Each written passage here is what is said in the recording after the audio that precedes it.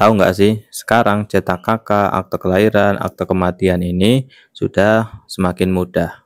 Kenapa? Karena dokumen kependudukan tersebut sekarang bisa dicetak dengan kertas HVS A4 yang beratnya 80 gram. Dan ini lebih mudah dan lebih praktis karena dimanapun itu bisa dicetak. Asal kita punya filenya, ketika kita membutuhkan kita bisa cetak sendiri.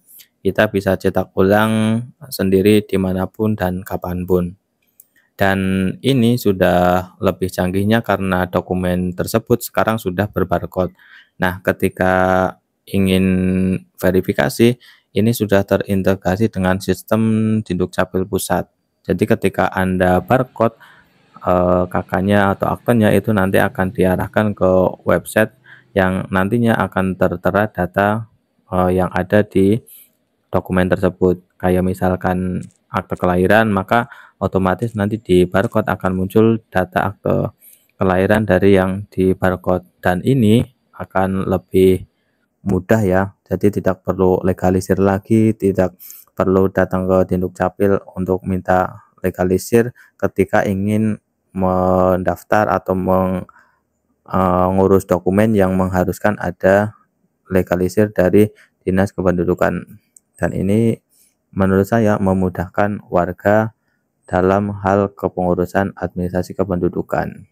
Nah, kemudian di dokumen tersebut juga kalau misalkan sudah berbarcode, nanti akan masuk langsung di aplikasi IKD. Jadi nanti kalau Anda install aplikasi identitas kependudukan digital di bagian dokumen, otomatis akan muncul dokumen kayak KK Anda, kemudian akte kelahiran Anda. Kalau akte kelahiran Anda sudah berbarcode, dan ini biasanya pengalaman saya sendiri ketika anak saya dibuatkan akte kelahiran, otomatis di aplikasi IKD juga sudah muncul data atau berkas akte kelahiran dari anak yang sudah saya buatkan aktenya.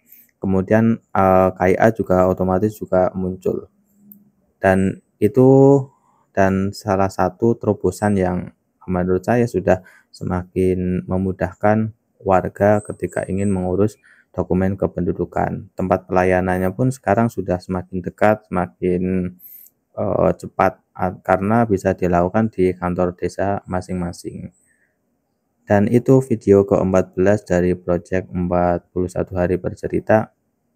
Jika Anda punya pertanyaan soal dokumen kependudukan, bisa tinggalkan di kolom komentar. Nanti saya akan jawab di video selanjutnya. Dan sampai jumpa di video ke-15 selanjutnya. Terima kasih.